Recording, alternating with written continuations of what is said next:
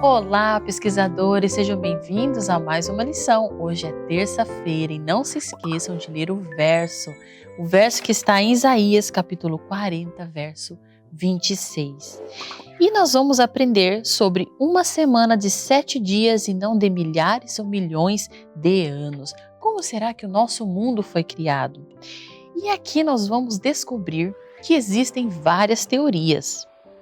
Nós temos aqueles que são ateus, que não acreditam que Deus existe, que acreditam que tudo foi criado ao acaso. E além disso, também não creem na Bíblia. Outro grupo chamado agnóstico afirma não ter certeza se Deus existe ou não. E é impossível provar que sim ou que não, eles dizem, os evolucionistas. Os seguidores do neodarwinismo. Diz assim, que eles creem que o homem não foi criado, mas que se desenvolveu a partir de outro tipo inferior de criatura, ou seja, o macaco. Como os primatas, a família biológica dos chimpanzés, gorilas, orangotangos, saguis, etc. Então, até aqui, nós vemos 3 grupos de pessoas que não acreditam na Bíblia, eles acreditam em outras coisas. Então, são os ateus, os agnósticos e os evolucionistas. Então, eles afirmam que esse processo levou milhões e milhões de anos. Infelizmente, alguns cristãos creem que Deus criou o mundo e o homem num processo que levou milhões e milhões de anos. E não 6 dias, como está escrito em Gênesis. Eles afirmam que cada dia da criação pode ter durado milhares ou milhões de anos. Com isso, tentam harmonizar a Bíblia com a teoria evolucionista. E isso é um erro muito sério.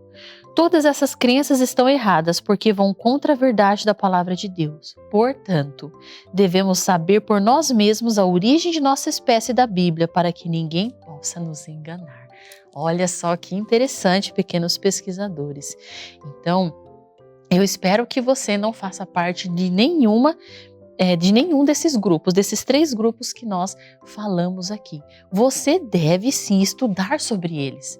Você deve entender sobre o que o ateu pensa, o que o agnóstico pensa, o que os evolucionistas pensam, para você poder explicar para eles que a teoria deles está errada, porque não tem como você falar que o que eles pensam está errado se você não conhece sobre o que eles defendem, tá certo? Então vamos responder as questões. Hora de pesquisar. Por que a crença de que a criação da Terra e da vida humana levou milhares ou milhões de anos para ser concluída está errada? Baseado no que nós podemos chegar nessa afirmação? Gênesis capítulo 1, verso 5, última parte, verso 8, última parte, 13, 19, 22 e 31, última parte. Então nós vamos ler aqui, Gênesis capítulo 1, Gênesis capítulo 1, verso 5, diz assim, chamou Deus a luz dia e as trevas noite. Houve tarde e manhã o primeiro dia. Tá? Seguindo aqui. Verso 8, última parte. Houve tarde e manhã o segundo dia. Então não foi assim. Houve tarde e manhã e mais 6 milhões de anos e houve o terceiro dia. Não. Deus dividiu, Ele fez a luz e as trevas, que é a noite e o dia. Houve tarde e manhã o primeiro dia, ponto. A Bíblia é bem objetiva. E depois o verso 8. Chamou Deus o firmamento dos céus, houve tarde e manhã o segundo dia. Então o sol nasceu, o sol se pôs, Iniciou um outro dia. Agora o 13 e o 19. Houve tarde e manhã o terceiro dia. 19. Houve tarde e manhã o quarto dia. 23. Houve tarde e manhã o quinto dia. E o 31.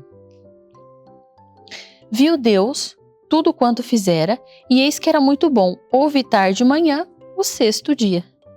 Então aqui nós temos a comprovação na palavra de Deus que a nossa terra não foi criada em milhões ou milhares de anos, e sim em 6 dias. Milhões de anos, afirma-se, foram necessários para a evolução da terra, a partir do caos. E para fazer a Bíblia concordar com essa suposta revelação da ciência, supõe-se que os dias da criação teriam sido vastos e indeterminados períodos. Essa conclusão é totalmente errada. Então, no texto inspirado de A Fé pela Qual Eu Vivo, na página 27 também, assina embaixo no que a palavra de Deus diz. Então aqui nós temos já a palavra de Deus falando e o espírito de profecia. Então, número 2. Uma forma que os cientistas usam para tentar descobrir a idade da Terra é através do estudo dos fósseis, que é os ossos dos animais e os restos vegetais. Eles acreditam que os fósseis podem ter milhões de anos e que a Terra evoluiu ao longo de bilhões de anos.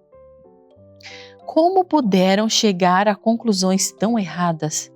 Lá em Isaías 55, verso 8 e 9, por que os fósseis devem fortalecer nossa fé em Deus, em sua palavra, ao invés de destruí-las?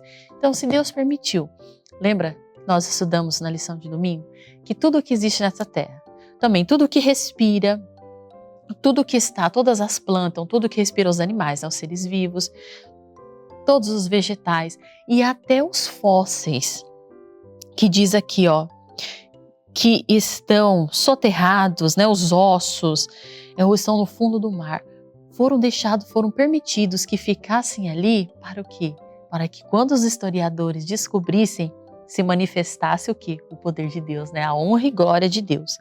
Mas aí pode cair no erro, porque quando aquele historiador analisa aquele fóssil, ele vai falar o quê? Que esse fóssil tem mais de milhões, de bilhões de anos. Vamos ver o que está escrito em Isaías, capítulo 55, verso 8 e 9. Diz assim, porque os meus pensamentos não são os vossos pensamentos, nem os vossos caminhos são os seus caminhos, diz o Senhor. Porque, assim como os céus são mais altos que a terra, assim são os meus caminhos mais altos do que os vossos caminhos, e os meus pensamentos mais altos do que os vossos pensamentos. Então, o Senhor, ele pensou em tudo. Ele pensou em todos os detalhes, como falar para os seres humanos que tudo foi feito pela mão dele, que tudo que aconteceu, que o que está escrito na Bíblia é verdade. Então, por que os fósseis devem fortalecer a nossa fé? Porque Deus sabe de todas as coisas e Ele pensou nos seres humanos. Então, ao invés de nós estudarmos a palavra de Deus, nós precisamos pensar o seguinte, que da mesma maneira que nós estudamos a palavra de Deus e nós ficamos em dúvida, nós também ficamos em dúvida quando estudamos as outras coisas, quando os historiadores, os cientistas falam. E qual que deve ser o nosso método de estudo para certificar que tudo aquilo aconteceu? Primeiro vem a fé e depois esse verso que diz aqui, que os nossos pensamentos não são como os pensamentos de Deus. O nosso Deus é o Deus Todo-Poderoso. Eu prefiro acreditar que existe um Deus que me criou, existe um Deus que criou Adão, que deu vida a Adão, do que dizer que nós viemos do macaco. Mas quem criou o macaco? Quem que fez o macaco? O macaco veio de uma explosão de vegetais ou de várias partículas que existem no universo e que essa plantinha também, os átomos, as partículas. Pequenos pesquisadores, olha a diferença. Qual é mais duvidoso? Você acreditar que tudo surgiu do nada, que milhões de partículas de átomos se juntaram e houve uma explosão e o mundo foi criado? Ou que existe Deus Todo-Poderoso que criou eu e você e tudo que existe nesse planeta? Eu acredito na Bíblia, tá certo? Vamos lá.